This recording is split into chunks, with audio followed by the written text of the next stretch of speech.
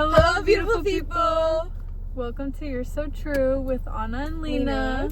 Today we'll be discussing multiple topics that are thought-provoking and that have nuance and just giving our sides of what we think about them. We're going to bounce our ideas off of each other. We each came up with a few topic points and then we're going to take turns on discussing each one. Yes. So do you want to go first?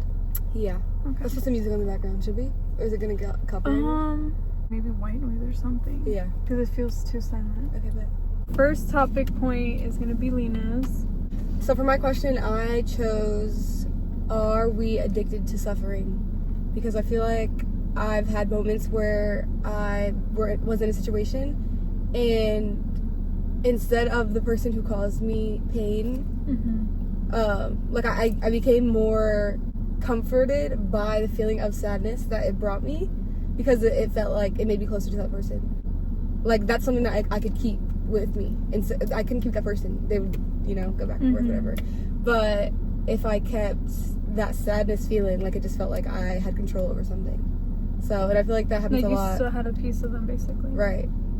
And I feel like a lot of the times that feeling of sadness or feeling of whatever just becomes comforting. And I don't know. I think that it's possible. Yeah. But I think it also depends on the person. Right. Because, like, with me, I feel like I very much could be addicted to stuff like that. Just in certain situations. Though. Like, with sadness. Because if I'm anxious, I much rather be sad than, like, feel anxious. Like, I've always said, I much rather experience depression than anxiety. Which, like, both are terrible. Like, it's not fun either way. But, like, if I'm having, like, an anxiety attack, like, that's when I'll be like, oh, I'd much rather be sad. Or even if I feel like an anxiety attack coming on, I, like, will make myself sad. Yeah. Like, I'll listen to sad I was gonna music. say, can you switch that back and forth? Yeah. Like, almost, okay, I don't want to be anxious. I'm gonna be sad. Well, I feel like it's kind of difficult at times because obviously you can't control like anxiety attacks. But, like, if I'm feeling super anxious and I'm like, oh, like, I feel like I'm gonna have an anxiety attack, and I'd rather feel sad, I will, like, inflict those emotions on myself. Like, I'll purposely make myself sad so that I cry. Right. Instead of feeling super anxious. So, yeah, sometimes it can be used as a distraction, which is also a distraction can be addicting too. Which it's almost like a comfort type thing. Because it's like, well, so when you're sad for so long and then, like, you start to you get used to it. Exactly. And it starts to feel familiar. Exactly. Yeah. And we stick to exactly.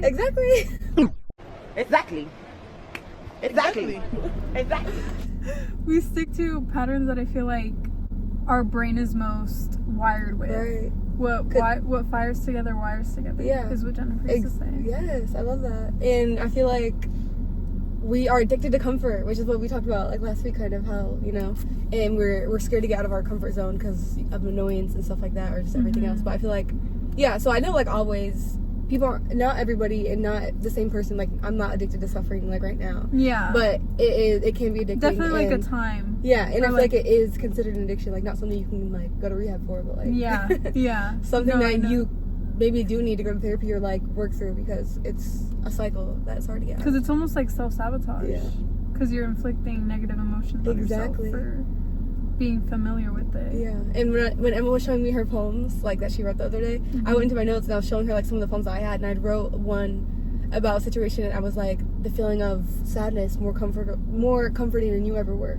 And I was like, damn, like, that's literally what it is. Like, that's good. I know. Sometimes the feeling is, deeper than the situation, and then you get obsessed with that feeling, Then you get attached to it. Yeah, especially with something like me where I don't always feel like deep emotions, like, all the time. Like, I'm not always like, oh my gosh, like, I don't know. So it's just like, dang, like, when I actually feel like something like that, it's like, wow, like, I want to hold on to this. Like, I don't want to let it go. Because it's beautiful. Like, I've always found so much beauty in, like, sadness. Deep feelings. Yeah, or just deep feelings at all. Like, even anger. Like, it's like, wow, like, I'm actually passionate about something. Like... Well, I guess I never thought about that because I'm such a deep feeler. So, like, I never... Sometimes it can get too much. Yeah. I feel like for me it can be overwhelming. Almost, like, suffocating. Right. And I wish that You didn't feel as much. Yeah. You always want what you don't have. Yeah. That's so true. Yep. We're so true. Yep.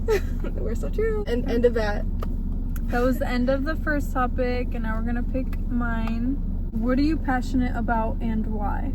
So I feel super passionate about helping other people, whether that be in like giving them advice, being there for them, just anything, like in any way that I can help. I feel super passionate about it because I feel like growing up I never had that myself. Like I never had that comfort or reassurance or somebody that I could talk to about what was really going on in my mind. Like I never felt comfortable or confided in anybody enough to speak my mind truly, especially growing up with OCD and anxiety. It was like scary for me to be like, oh yeah, this is like what's going on in my mind. Or when I'd break down crying because I'd have so many OCD thoughts, I wouldn't be able to be like, yeah, I can't stop thinking about what if somebody gets sick in the classroom, and that's why I'm literally sitting here about to hyperventilate, because I can't stop thinking about what if that person's sick and what if that person's sick, and like I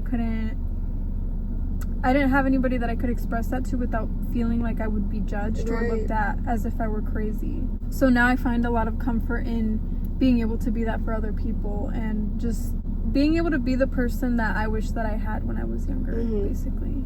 I love that. I was thinking of mine, and now that I'm about to say it, I feel like it's like kind of, well, it's not counterintuitive to like what you said, but I feel like what I'm super passionate is like self-love, or like, I guess it's not the opposite of what you're saying, but like self-sufficiency, like independence, because I feel like that's the reason why I am so like positive all the time, just because I can count on myself no matter what.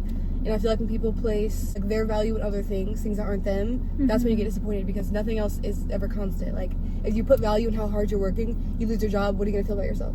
If you put value in your relationship, you lose that relationship, what are you gonna think about yourself? Like there's so many things that you cannot control besides yourself. That, you know, and that's the same, like if I end up getting sick, if I get cancer, I lose all my hair, like I still in me to the core, because I built that for myself. So like that's not gonna make me lose myself, you know. I love that. Yeah, so that's why I feel like I'm very passionate about, and hopefully when I'm a therapist I can find my tools to help people. That's such a good one to be passionate about too, because I feel like growing up that was something that I lacked, but only because the people around me that I loved most made me feel like I wasn't worthy of it.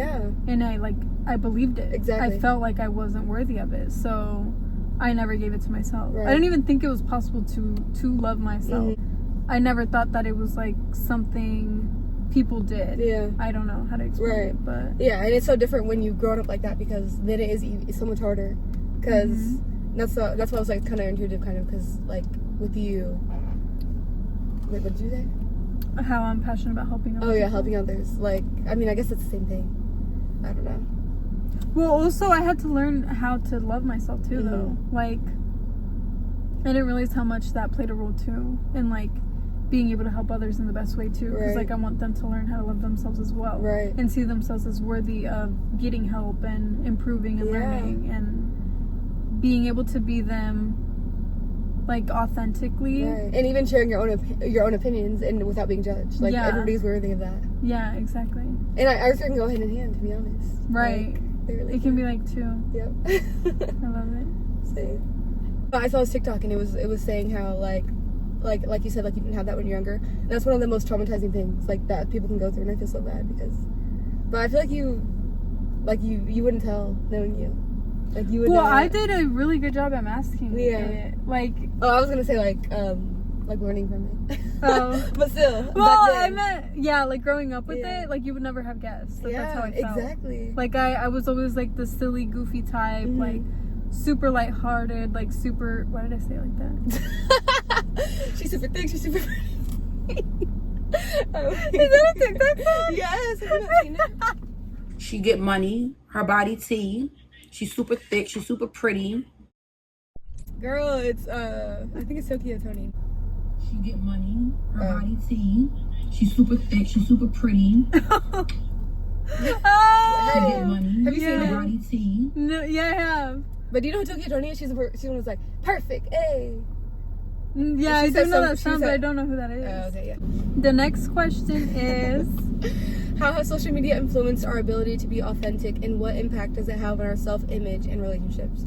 So for me, I feel like social media has, like, right from the start, like, social media, like, when we had Instagram back in, like, middle school, like, I feel like there was no pressure to be inauthentic. Like, we would just post, like, whatever, and it would just be, like, I can remember my posts, it would just be so cringy.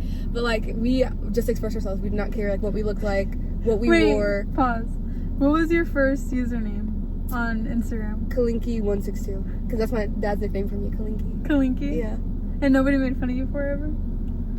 People at school would be like, hey, Kalinki. But, like, no one was like, ugh. Like, no. Yeah. Nobody made fun of me. Okay.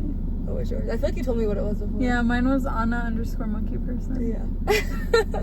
Which I feel like people did make fun of me for mine. For real? Yeah. Because you always love monkeys, right? I loved monkeys. Yeah. But, like, there's no pressure to be authentic. I feel like when it started to be a pressure to be inauthentic and try to be, like, your best self was... I don't even know. Like, it just transitioned from that, especially when things like BBLs and, like, lip filler and, like, things that change your appearance have been more popular. I feel like that's when the pressure was. But for me, I feel like I have never been pressured to be a certain way or, like, edit my pictures just because of confidence. Like, you've always been confident. Yeah. Like, if somebody doesn't like what I look like, then they're just not for me. And have you ever been made fun of your looks growing up at any point? Like middle school, high school? I got bullied, not really bullied. Yeah. But you remember, we don't have to put this in the video, but you remember we can say a blank name. Yeah. Wait, so don't even say who it is. Right? No, his sister. Oh! It was his sister, and she's like a grade or like two. No, I think she's a grade below. What? And this was like in 4th grade or like 5th grade. We were like in the lunch line. She's like, oh, you're so skinny, like but she was like chubbier, so that's probably why. But she's like, oh, like you're so skinny, like you're thick. I mean, you're thin, like you're like blah blah blah blah. And like it never really got to me, but like I was like, she's actually bullying me. Like she's trying to make me feel bad for like being what I am. But like, so she said it in a way to like put you down. Yeah. Like, oh, like you're like like what do they say? Like you're stick, like you're all skin and bones, like it's meat on your bones or whatever. And that's the only time I've actually been bullied for the way I look. Like, but one time I remember I had posted like a picture of Seth on my Instagram in like 5th grade, and I was like, ugh, my brother's so ugly. And this girl had commented. She was probably in high school, and she's like, don't ever talk about your brother that way. Like you're so rude, blah blah blah blah. And she went off of me in my comments, and I deleted the post because I was like, wow, like. It was just a joke, but like she literally came for me. And I mean, but also as she should. But that's my brother. Like it was a joke. I know, but like. And she called me. She's like, I'm literally like in 5th grade. Like I'm just a kid. That's so funny. Like, yeah. And that's like the one time that I was actually like traumatized, like on social media, because I was like, wow, like she literally just. Wow. Went off really? on me. Yeah. But like it's not like it really affected me. I was just like, wow, yeah. Like, maybe like I wasn't even like, oh, maybe I was mean. I was just like, I literally was like, it was a joke. Like this is how me and my siblings like joke with each other. And that's the only time you've had like conflict on social media. Yeah. You've had such a peaceful like. Who have you been fighting with? Girl. And why? Well, I mean like recently. I mean like back then. Well, like growing up. Well, the first time I can recall off the top of my head is this is my old friend, but we'll call her Stacy for the sake of this podcast. So Stacy and I met when she was 4 and I was like 5. No wait, she was 4 and I was 6. The age gap doesn't even matter. But the point is that we grew up together, and once we hit like 5th grade, I had my Instagram account and I followed her on it because I saw her every single day. Right. We would hang out every single day, and I followed her on it, and she didn't follow me back. And I commented because she knows me as Jocelyn. Yeah. And which that's my middle name. And I commented under one of her posts, and I was like, "Hey, it's Jocelyn," and she was like, "Who is this? I don't even know you." And I was like, "Hey, when was this?" I was in like 5th grade, so she was in like 4th because she's a grade below me. Yeah. And she was like, "Who is this? I don't even know you." And all her friends like got on me, like were making fun of me because they were laughing about the fact that she didn't know me. Yeah. And so then literally like that weekend I went over to their house because I was also friends with her sister. Yeah. And I spent the night, and her sister told their dad, and they're in the car on the car ride to their house. He's like, "So I heard that you said this to Jocelyn, like why are you making her feel like that?" Like, and I was like, because at that time I was like, what, 10? Right. Like we were kids, so I was like, no, he didn't. Just confront her, and when we're in the same car. And so she was should though. Right. But he forced her to apologize, and she was like, "I'm so sorry," and she cried because it's like that's embarrassing. Yeah. To put your kid on the spot and be like, apologize. So she cried, but it's like you didn't feel bad. You cried because your dad is putting you on the spot. Like, and that should have been the first sign. Red flag. Jealousy. Like even back then, she was probably like she obviously had some animosity where she had to pretend like she didn't know who you were. Yeah. And to laugh about it with her friends, like that's just not okay. Yeah, but yeah, I would say that's the first like social media thing that like stuck with me because that was like a punch in the gut. Insane. Like, it's like, like one of my best friends just said that she doesn't know me. It felt so terrible. Yeah. And then the second time that I can recall is when I was getting bullied by a ton of girls from. They thought that I wanted one of the girls' boyfriends, which I did have a crush on him. But first of all, how did they know that? Because it was so known. I went to a soccer game. Wait, with who? Who took you? I walked. It's so funny. So I went to a soccer game. So they saw you there, and they're like, "Who's this?" Well, it was just very much known that I had a crush on him. I can't even remember how. Anyway. Oh, you went to school with these guys? Yeah, I had class with these people. They were in like the huge white friend group though, so I was never like, "Hey," but I had class with them. It was mostly the girls. All the girls. All those like soccer. Girls. Yes, the soccer girls. Yeah. It was all of them. They were all like bullying me and like tearing me down. Yeah, like they were in like my DMs. Like, yeah. And I remember is that even her name? You know who I'm talking about? Is that even her name? I don't know. She was in my DMs. She was like, "Don't talk to my best friend like that. Like, who do you think you are? That's why you try to be our friend and we don't want to be friends with you." Like, because I try to be on good terms with these people. Like, I thought that we could be friends. Because, because Lainey and I were, like, friends with through social media. Because Lainey and I used to have a best friend account. Yeah. And so we were, like, kind of known. People, like, from other schools knew us, too. So, yeah, I tried to be their friend, and they were like, "No, like, this is why nobody likes you." I don't know, just like middle school stuff. Stuff that middle schoolers would say to me. I would have never known either. And then, yeah, and so that was all in my DMs. But then it got to a point where one of the girls were in my comments and she left a bunny emoji under my post. Yeah, because before I had braces. Right, the buck teeth. I had buck teeth, so she left a bunny emoji under one of my posts. I think I just deleted it though, because I didn't even have anything to defend myself with. It's like, what am I supposed to say? Like, I already felt so like. Why would you leave that up anyway? Like, so no. I felt so beat up by them, but that is terrible. Yeah, I don't think anything else super damaging happened until 2022 when I had all those girls like. Yep. On you for no reason. Yeah, which we're not about to get into that. No, but that reminds me of, because I was at work the other day and I was talking to this other girl who her name, but she had said that like they were talking about how like back then, like when they were younger, they're like, well, like they were like, oh, like we were all mean girls back then, like everybody was bullying everybody, and I never like I was like, everybody, who is everybody? Exactly. I was like, that's never how I was. I never ever like did that, and it's just like. That's just not something I related to, and I feel like with you as well. But like, I don't know. I feel like it just shows your character, like who you were as a child. Like I don't know. I mean, people can have character growth. Yeah, but like to have that root, to have those roots be in your nature, like that you are capable of doing that. It's just like wow. Like I never ever thought to come for someone's appearance or publicly, do something like that, like come under their post, but. The only other thing I can think about is like when we were in middle school, was arguing, and I think it was arguing against and like this comment, and the post had like 100. I remember it had 161 comments by the end of their argument, and I remember me dying because like, we have real guns, you guys have squirt guns or something like that, and we were like. Crickets, like girl, you thought you ate. Like, what does that even mean? And no, she didn't. Yes, you don't even have any guns. Like, what are you talking about? Like, I don't know. It was just so funny. And I was actually friends. I ended up being friends with her. I don't know if I was at the time. Yeah. But that was just so funny. But yeah, I really haven't had any social media issues like that, except for that one girl who traumatized me and cussed me out for having a little. Oh yeah. Kiki. I was like, who? Yeah. Do you know who it is? No, and I remember she was in high school, and I was literally like in 6th grade, That's so 5th grade. But But yeah, back to the original comment. I do not think social media, like the girl said, like it's neither good or bad. It depends on who you are, if you will succumb to the societal standards of social media, or if you'll still be your authentic self no matter what. And I also, and back to the whole thing about like Facetune or just like changing your body.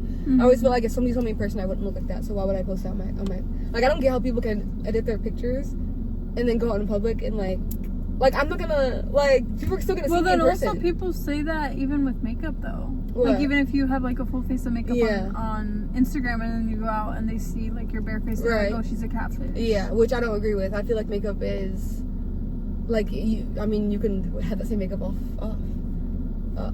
outside of social media, and I don't know.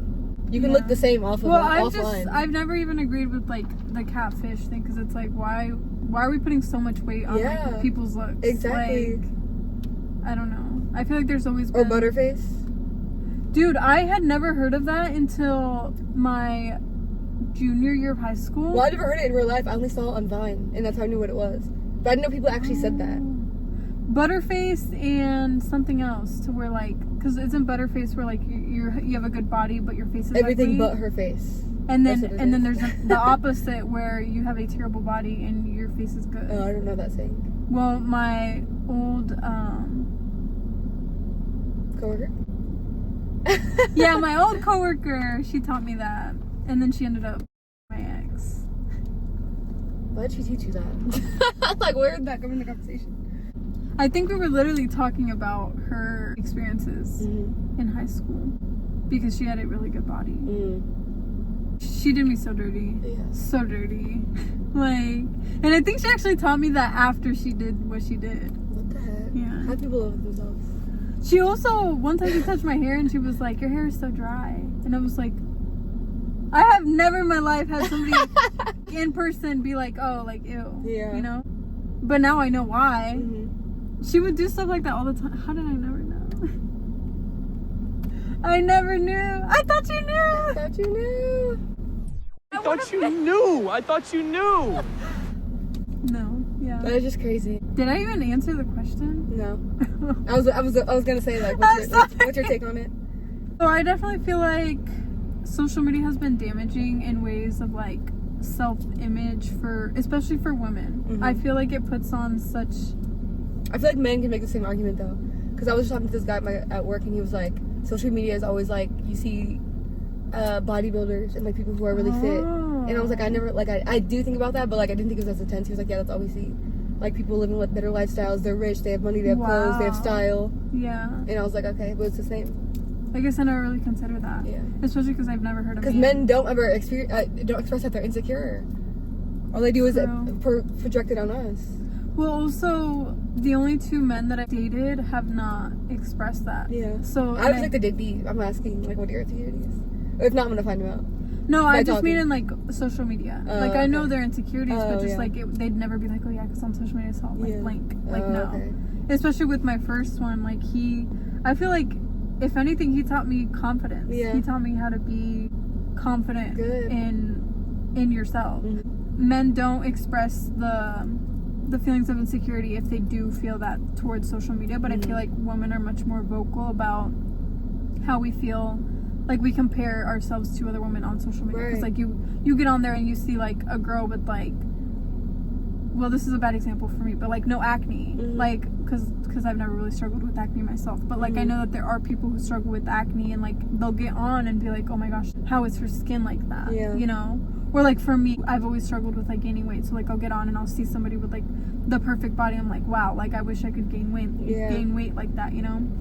I feel like it really depends on how you take it in, because now I can look at somebody and just be like, wow, she's so gorgeous, and like appreciate that, but also appreciate myself. Exactly. Like, she's gorgeous, but so am I. Yeah. And like that doesn't take away from my beauty, the same way that my beauty doesn't take away from hers. Exactly. We can both be beautiful in our own ways. Yeah. Oh, sorry. No. When I was like in a bad headspace, like after I got cheated on with like my first relationship, I very much hated going on social media, because I would see like at least one girl that he was involved with or would flirt with or made a comment about or followed even, and I'd be like, because every time I'd see them, I'd be like, oh, Yeah. like my ex-boyfriend was in that like DM, or Right. my ex-boyfriend was in her likes, or he had a crush on her, or he commented on her looks, and like those things would just replay in my mind Yeah. every single time that forget I about saw stuff like them. I couldn't even like look at one of those girls and be like, she's pretty, but so am I. I would be Yeah. like, she's pretty and that's not me. Exactly. You know?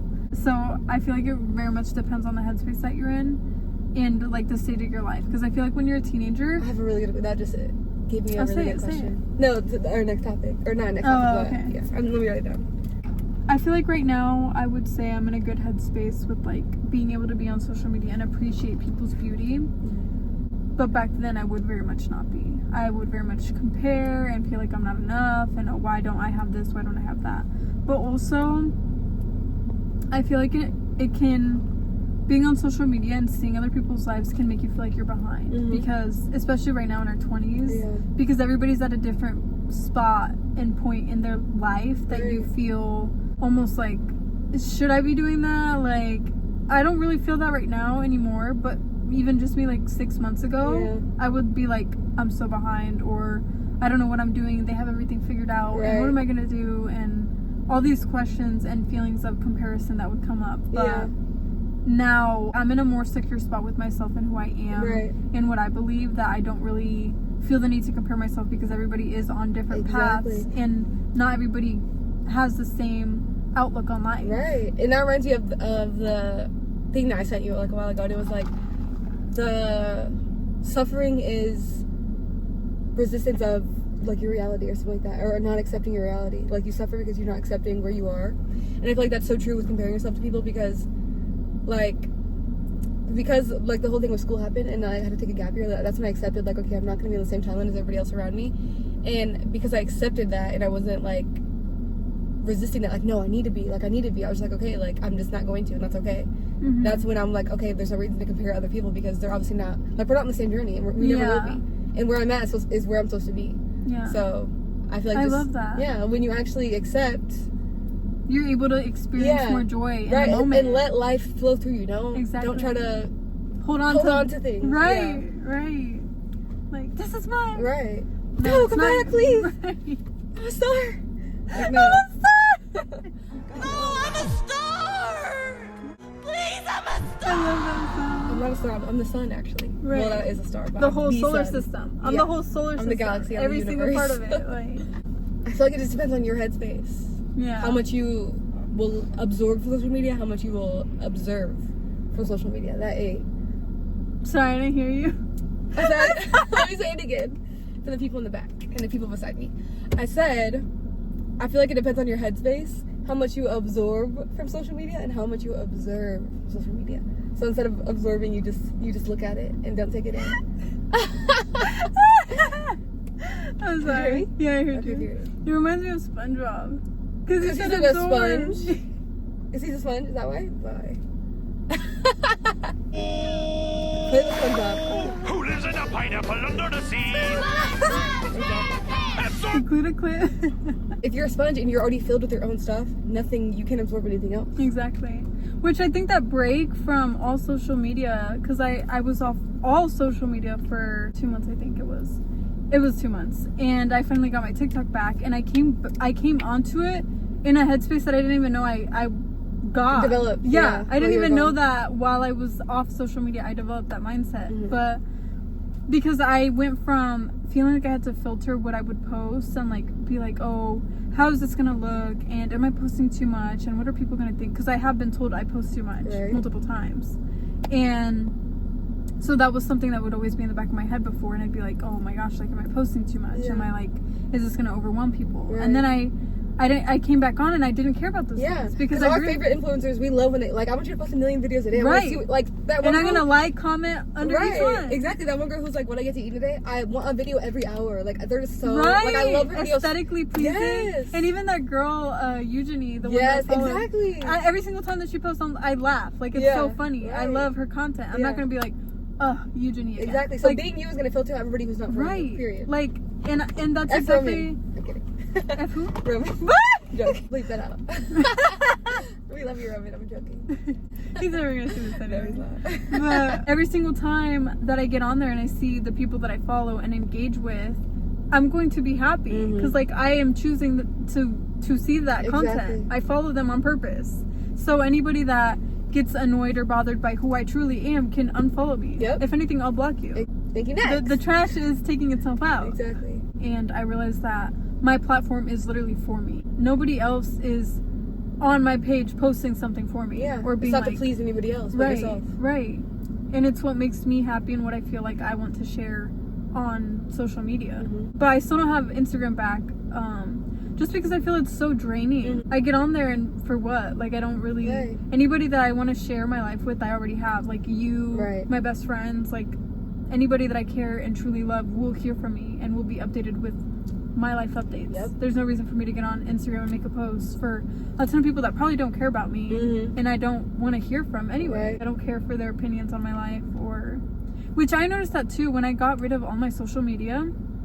The only one that I had left was Facebook because I don't get on Facebook and my jewelry account on Instagram, which I also don't really use. And I got so many follows and requests on both while it was gone.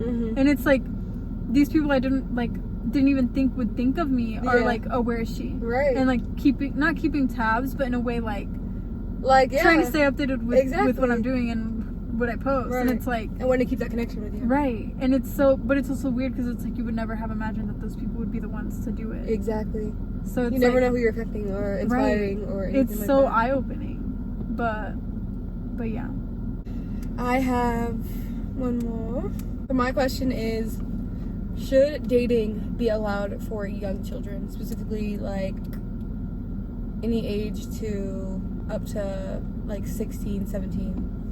Because I grew up with my mom saying that I'm not allowed to date, or like none of her children are allowed to date until they're 16. And I never understood that because it's like why though? Like, and I never even wanted to date. I never had the urge to date, and I don't know if it was because she explained it in a way to make you not want Well, she never explained it. She was like, you're not allowed to have a boyfriend. She never gave you reasoning? No, she's like, you're not allowed to have a boyfriend until you're 16. And I never asked why because I didn't care. Like, I'm like, okay, like I don't want a boyfriend anyway. Like, I'm like, I've always been like scared, not scared, but like I guess scared, yeah. Like of intimacy, like just because I'm young, like I always felt like how can you sit there and like kiss somebody or like just like be intimate with somebody like me too. at this age. Me and too. I grew up with having a boyfriend, like she was always having a boyfriend. Like, really? Yeah, she always had boyfriends. She had boyfriends like in kindergarten, in elementary school.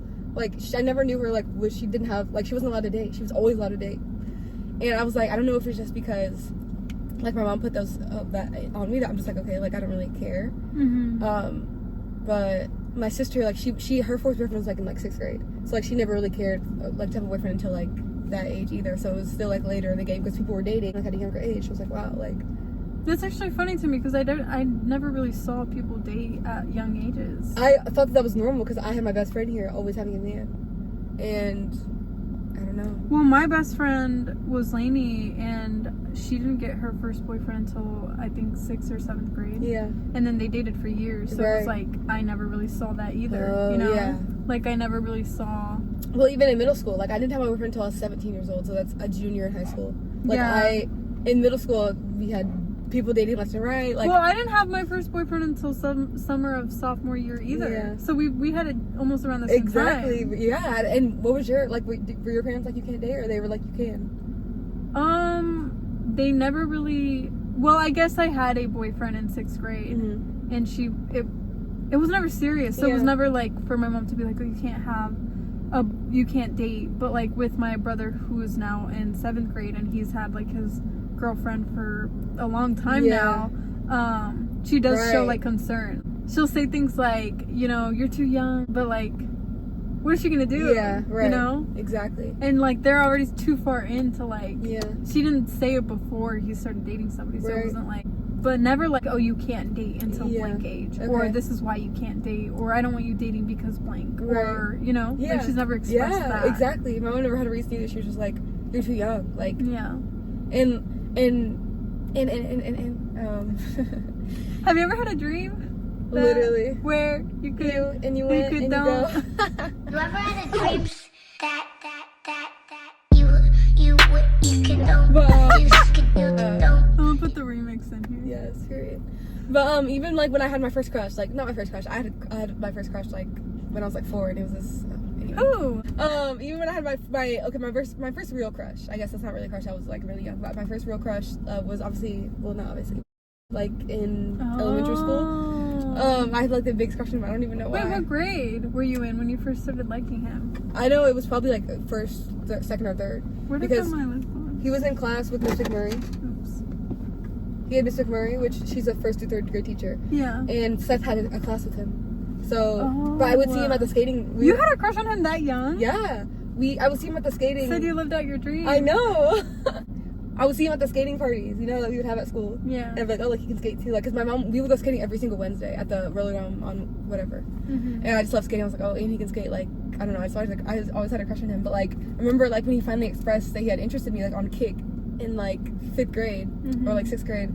Like I literally like ran away. Like I couldn't. Like it was too much. Like the feelings that I couldn't. So I was like, oh, like blah, blah, blah, and I just never like entertained it. And then even with then I started talking, and then like 7th grade. Yeah. I started talking to him, and like even then we danced at semi, but like that's as far I know that's No, you didn't. Yes, it's a video. But that's as far as I could go. Like I could never like do too much. Like I couldn't get like too close because it would just scare me. So I would always like be like, oh, like when you're gonna hang out with me, I'm like, yeah, I'll hang out with you, but I would never like. Were you never plan scared? Were you scared of opening up? I was just scared of getting close. Like it wasn't even opening You up. were scared of like that connection, being a connection. Yeah, like the Okay. potential of it. Like You were scared of growing close to somebody and feeling that like love with them. I guess I was just scared of the whole concept. Like I couldn't pinpoint what it was. There's so many things I could have been scared of, but I just knew I was scared of this can't progress. Like we cannot like no. Mm-hmm. Like I don't know. You'd have to cut it off before it started. Yes, exactly. And You sound like men now. literally though. Yeah. But anyway, that's why when like I finally am where I am now, I don't know if like dating for younger people is like good, because I feel like you really don't know who you are, and I feel like I do agree with how like you really are too young to be focusing on that, because sometimes you don't know who you are, and I feel like trying to figure out who you are with somebody else is never like it's just not gonna work. Like I mean, I guess it's a very narrow-minded view, but I feel like At that age. yeah, you growing up you start, young. yeah, you start to like be dependent on somebody who's so close to you and sees you for who you are, and You kind of incorporate them into your own life. growth and yeah, your personality. and you're not going to be this, like, you're always going to change, and maybe they'll change with you, but I feel like at such a young age, it's like maybe that's why I am the way I am right now, because I didn't date until like I was ready. Well, even in our teen years, I feel like that is still a little too young. Yeah, exactly. Like, Because I like the things that I know now. I like. those are I developmental needed that. years. Yeah, right.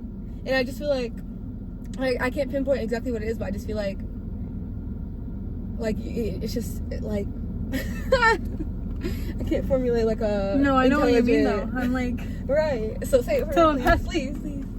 Be No, my but mouthpiece. also yesterday, because yesterday I was thinking about the fact that, because my last relationship was 2 years basically, like 2.5 years almost. Yeah. Because in April it'll be 3 years since the first time we met. Right. So like that's coming up in Yeah. a month, and I spent like those 2.5 years solely focused on him and like us and our growth. And then before that, I was on and off with my ex for 4 years. Right. And like, even within the break time, like that still wasn't enough time for me to like solely focus on myself. Yeah. Like, and I realized like that's 6 years of my life that I spent like, whether like, even though I still had my own life, Yeah. like I spent thinking of somebody else too. Right. Exactly. And if I would have focused solely on myself, like, you'd be unstoppable. right, like how much growth would I have gone through? And how sure of alone? yourself would you be? Right, how much confidence and self-love would I have if I hadn't had those things happen to me with somebody else Exactly. that dragged me down? Exactly. Like, yeah, and I feel like we are again with that. Exactly. Again with that, we are too young to realize the weight or like the the importance. damages almost. Yeah, the damage. Yeah, like I was talking to my old best friend, and I was just like, it's insane how much like such a small decision to somebody else can ruin your entire life as somebody who's on the receiving end. Like, and it's not fair, But like at the same time, they don't really understand the gravity of what they're doing because they're not mature enough. They're not, you know, like they don't know what they don't know. Yeah, right. They're not aware enough to see how their actions can affect other people. It's just not fair.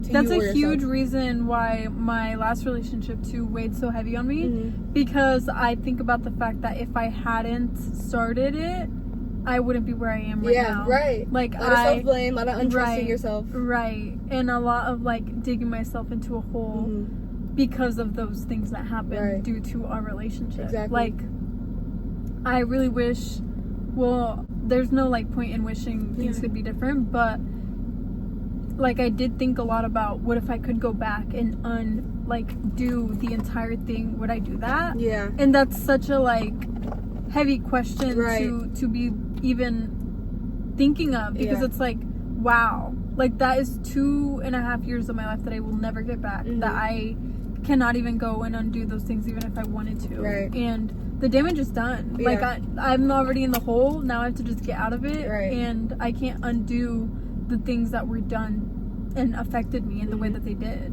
But yeah, if I would have known better, then I would not be where I'm at because of that. And I definitely don't feel like I would have gone through with being in that for so long. Exactly. You know? I'm over here stuttering. I was definitely not ready. He wasn't ready. And it just inflicted a lot of pain that was so unnecessary. And the hole was deep. Right. Like, the hole is still deep. Yeah. I can't even see the top yet. Exactly. Like, so...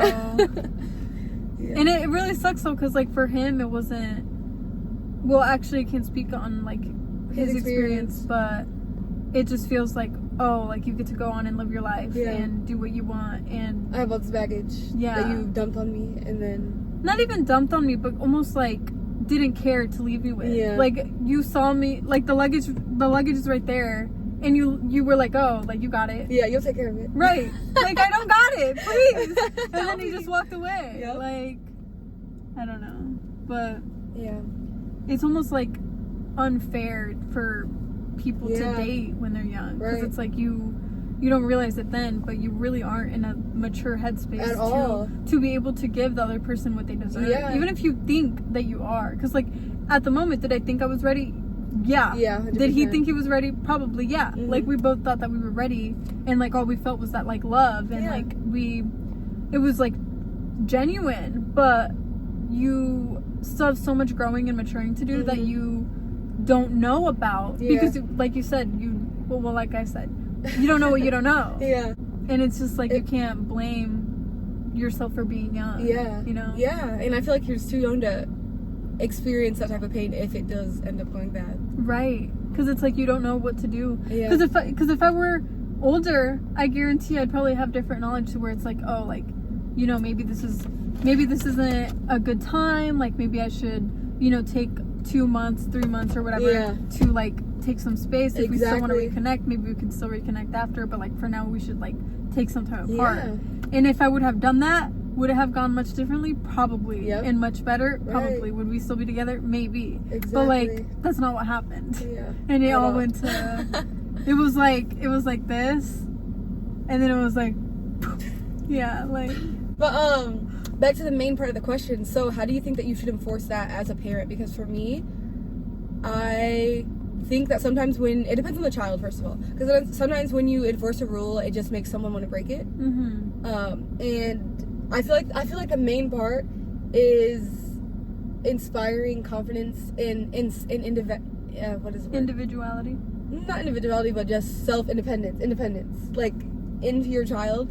So being able to be self-sufficient, basically. Yeah, like not depending on anybody else. Right, for any happiness, any confidence, anything like that. So they don't feel the need to want a relationship at a young age, because I think it also depends on the parents, though. Because, like, if you grow up, for example, with... I'm talking about us.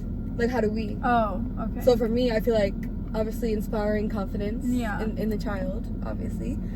And not... Because sometimes when you talk too much down about something, it makes the child more curious. Like, what are the good sides of it then? Like... oh, like, don't do this. It's like, why, though? But why? So I feel like not talking too much about the bad parts, but just explaining how the benefits of not, maybe. Mm-hmm. Not, oh, you're too young, because they're gonna prove you wrong. Yeah. But, oh, I'm not too young. I'm not. Yeah. When you are. But kids love doing that. yeah, literally. I'm a big boy. I'm a big girl. Like, Right. no. Right. Until you get the heartbreak. Then you're my baby again. You're recalling my bed. Right. No, literally though, with my first heartbreak, I didn't go to my mom. Mm-hmm. Like I dealt with all of that on my own. Yeah. I cried myself to sleep. I stayed up till 5 That's a.m. crazy. Like I dealt with the heartbreak all by myself. I'd be on the freaking bathroom floor bawling my eyes out. Yeah. Like it was terrible. But with my second one, you best believe my mom was holding me. Like I have never had my mom hold me like that before over a man. And literally the fact that I was still trying to do it the way that I did my first heartbreak, to have like her not, Right. you know, nobody else involved, do it on my own. But I remember I was bawling this day. It was actually almost a year ago. It was on St. Patty's Day. Oh, yeah. Yeah. Oh. Oh, And fun day. I was bawling, like I was like doing so terrible, and my mom comes into my room. Well, she knocks because my door was locked, and she knows whenever my door is locked that I'm bawling. And I'm pretty sure she heard me bawling because I was like crying on the phone. Like it was bad. Yeah. And so she comes and she knocks and she's like, let me in. And I unlocked the door, and I was like, I pulled it together. I wiped all my tears. I was like, you know what, I don't want her to see me cry, you know, I don't want her to be involved, basically. So I was trying to pull it together for her. And she comes in and she immediately immediately knows, and she's like, come here. And she gives me a hug. I break down so hard. Lena, I have not cried that hard. Yeah. Like I'd say like the last time I bawled that hard was at my grandma's funeral, when the lady who worked at the funeral home hugged me. Yeah. And my ribs hurt. I literally was in physical pain from how hard I was like right. That type of cry. And my mom was holding me and she was just like comforting me, and I literally could not breathe. And then I bawled for like 10-15 minutes telling her everything. And that's actually when I opened up about the cop situation too. Yeah. And she was like, are you serious? And I was like, yeah. Yeah, that happened on Christmas. Dang, all the holidays. Let's just cancel all holidays. Right. Like St. Patty's Day, Christmas. And Valentine's Day. Valentine's Day. Yeah. Well, what's up with why he want to ruin all my holidays? Exactly. It's a cow again. He just wants to be remembered. Literally. He wants to be... He's an attention seeker to the max. Bye. You're funny. But it works because I still... Yeah. I'm still working on not even not loving him, because I think I will always have love for him, but working on not feeling like it needs to be something, you know. I'm still working on letting go and letting God, because that is something that I very much tend to struggle with. Right. But the feeling after is just like amazing, like of letting go. Finally, yeah. It sounds like good days in my mind. Can we just skip to that? Sorry. Oh, I thought you meant can we just skip the song? No, I want to skip to that part because I think it just feels difficult to be patient. But even that day, though, when I was bawling to my mom, she stayed indifferent because, well, for one, they have their own connection. My mom loves him like a son. Like even just yesterday, she literally was like, "I love him," because we were on the phone. I love him, and I hate him. Dead homies. I love him, and I hate him. Dead homies.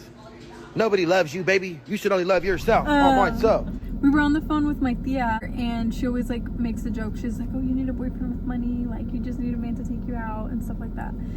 And then she was like, she asked about like why I don't get back with him, because I told her that I still love him. Yeah. And I was just like, oh well, like if God wants that to happen, then it will happen. Like we'll both grow and then we'll come together. But right now, like no, like we're like I'm not ready, he's not ready, so no. And she was like explaining how she still loves him and like how she cares for him and how he was so sweet and all this stuff. And it's like, even when my mom was holding me and I was breaking down about this man, she wasn't like, oh, I hate him. Like, and I think also that's something that my mom has taught me too, to like look at people for who they are and not judge them. Right. Based on other people's perception of them? Not even. Just like, even what they show you to be. Like, even like, for example, because when I was in that moment, I was like, oh, like, he's such a terrible person. Like, how could he do this to me? How could he be so heartless? Right. But my mom was like, what is he going through? Like, imagine his pain. Like, how was his upbringing? Like, why is he like this? Right. Why is he running away from it? Like, he literally was, you know? So you don't agree with the TikTok song where it's from BoJack. Have you seen BoJack? Yeah. Well, I haven't seen it, but I've heard BoJack songs. Okay, where it's What song like, is it? what if, like, do you think I'm a good person deep down? And the person's like, I don't really believe in deep down. I believe that all you are is just all you are is what you do. Like, there is no deep down. Because what you're showing me is obviously who you are. So you don't agree with that? Well, I do, but also I feel like a lot of people, like, some people don't have a choice.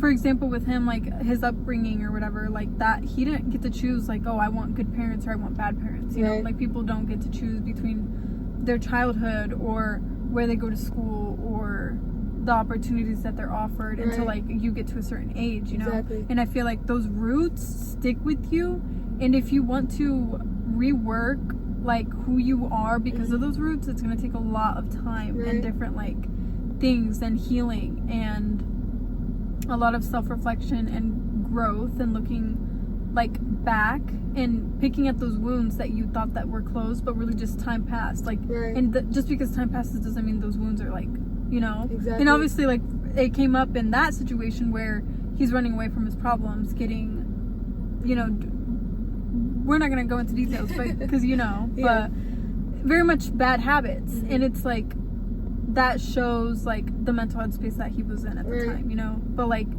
I don't believe that. Does it show a pattern now? Yeah, I definitely think it shows, like, a pattern. But I don't believe that he's not capable of changing. Like, I do believe. But that's who he is in that moment. Yeah. Exactly. Yeah. I do believe that that is who he was at the time. But I don't believe that that was who he was, like, deep down. Because, like, I know who he truly was. They grabbed the knife and stabbed you with it, and with you're no staring remorse. at it. With no remorse. And you're staring at it, like. And the other person's, like, right there, and they don't care. Exactly. Like, how could you look at me like that one time? How could you sit in my face? Lie to me. Wait, did they say lie to me? And lie to my face. And lie to my face. How could you sit there? Yeah. Yes. Literally. Like, it's just. Exactly like that. Wow. Right. But my mom was so, like, emotionally mature about it, which also shocked me. Because I didn't even know she had that, like, she's been there before.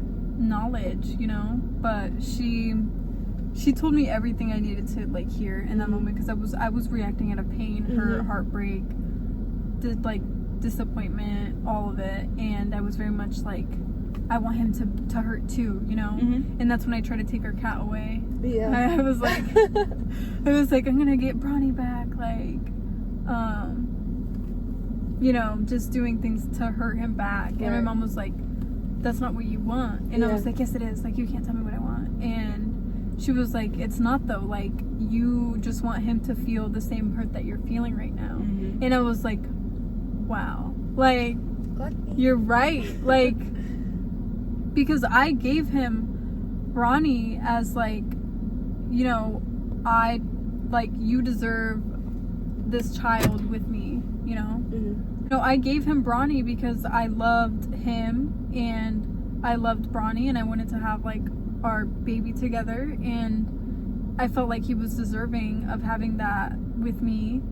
So, like, I gave it to him with, like, a good intention. It wasn't like, oh, like, this is gonna tie me to you, or this will forever be something I can hold over your head. Like no. You said, that act of kindness. It doesn't have any ties, expectations. Yeah, like, you, once it's like his, it's his. And in that moment, I was acting out of a place of hurt and, like, malice, where I wanted to take that away from him. What a way, like, hurting. Right. Like, how can I make him feel the same heartbreak that he's making me feel right now? And my mom was like, that's not what you want. Like, you're better than that. Like, don't succumb to those feelings of hurt and pain to try and get him to feel something the same way that you're feeling right now. And it's like, she really put me back into reality, because it's like, do I even really want him to hurt? Why would I want him to feel the same way that I'm feeling right now? Like, she sucked me out of that, like, pool of, like, tears that I was in, and I literally was able to, like, think more like, okay, like, that is not what I want. And yeah, I apologize, because I also texted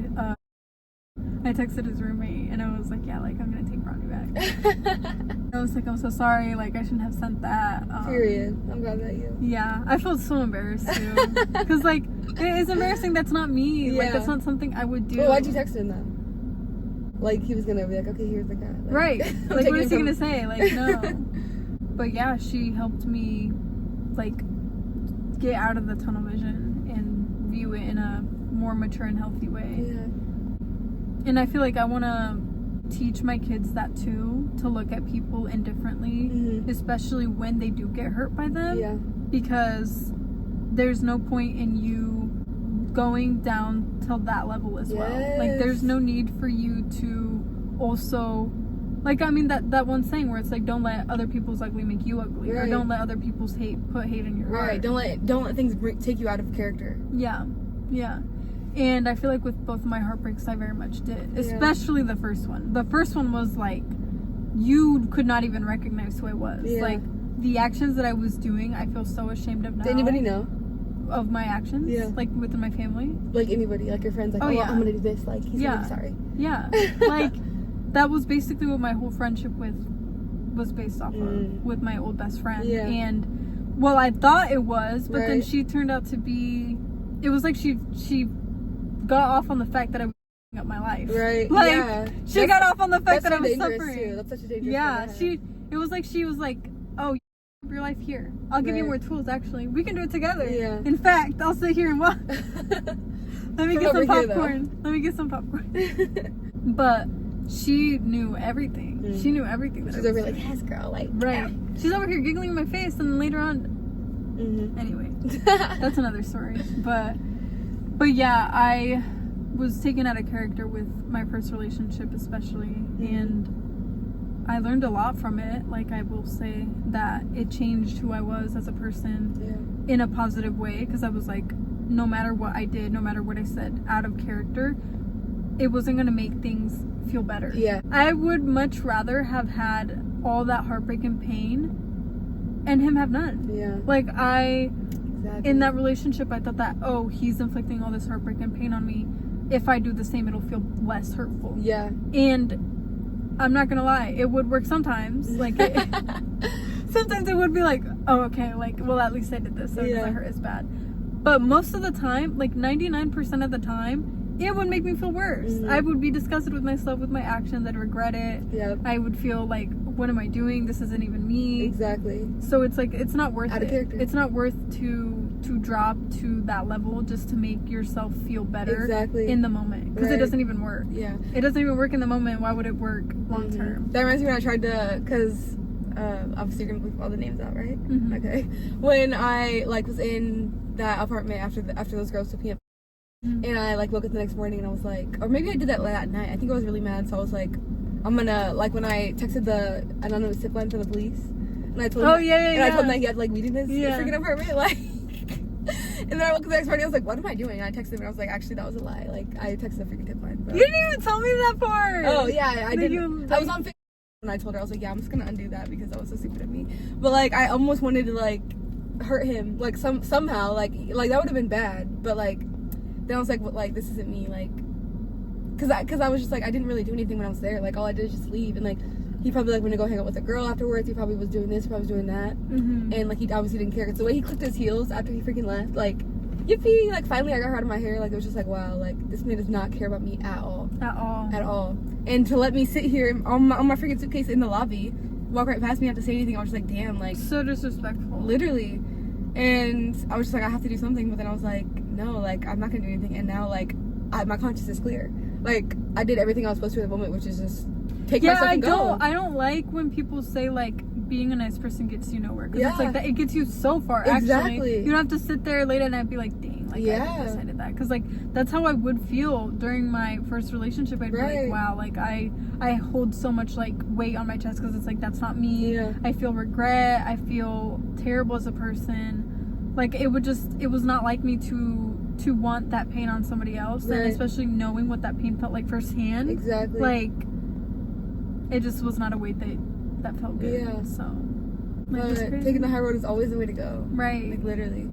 I didn't even get into how I would, like, tell my children that, like teach them about not dating. Oh yeah. I think I would actually tell them my stories. I think I would tell them even when I felt like I was ready. Yeah, but then like, I'm not you, Mom. You're so true. You're so true. Which you still can. But which I would just tell them to be careful. Like I don't even think I would really teach them. I don't think I would set a rule to not date. Yeah. I think I would just tell them, hey, like, you know, it wouldn't be smart to date at a young age. Like, these are the reasons why. Mm-hmm. This is my experience with my dating. And even when I was dating, I was, like, old enough, you would think. Yeah. And I, like, wish that I could have done this or something, you know? Right. Or, like, but I guess I wouldn't even say it in that way because I don't regret it. I don't regret either of my relationships. Exactly. But I would just tell them, like, if I would have known better, I think I'd make different choices, you know? So I guess maybe it's just a matter of raising them right so they are the best fit to be in a relationship at that time. Because I feel like when you are, like, think about how in love you were with your boyfriends. Like, you wanted to be with them so bad. Yeah. And, like, you can't really stop that. You can't stop young love. Like, it's impossible. When my girl's in class, freshman year on the first day of school, and she sees that boy in her classroom, or that girl, and they're like, oh, I really want to be with him, like, I can't stop that. Mm-hmm. Like, you really can't when you think about it. When you go back to your own experiences, like, there's no stopping that. Right. Like, right. my mom said I can't date you. Like, no, I'm gonna date you. Right. Even, like, behind back. Yeah, I so, feel like yeah. breaking rules. Right. I feel like no rules about dating is good, but I feel like just trying to raise them the best so they're the best equipped for it will be the best decision. Also, just, like, warning. Like, Yeah. you know. Making sure they're not naive to all the ways that they can be affected by it. Yeah. Exactly. Good parents. We're gonna be the best parents. Exactly. Thank you guys for joining us for the first episode of the You're So True podcast.